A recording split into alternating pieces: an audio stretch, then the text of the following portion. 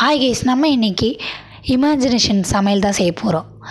உங்களுக்கு நான் இன்றைக்கி எடுத்துகிட்டு வந்திருக்கிறது என்னென்னா சாய் எப்படி செய்யலான்னு பார்க்கலாங்க.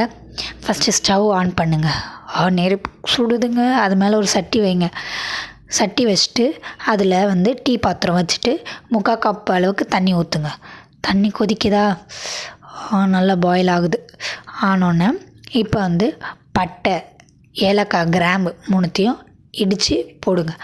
போட்டு 2 மினிட்ஸ் இருங்க.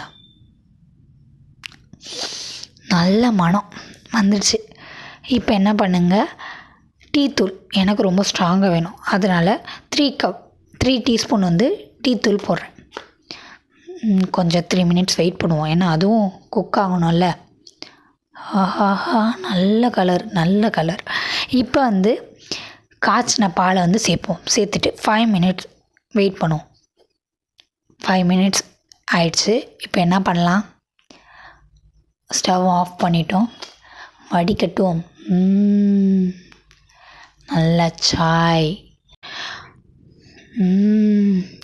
டேஸ்டியான சாய் ரெடிங்க. ட்ரை பண்ணி பாருங்கள். தேங்க்யூ.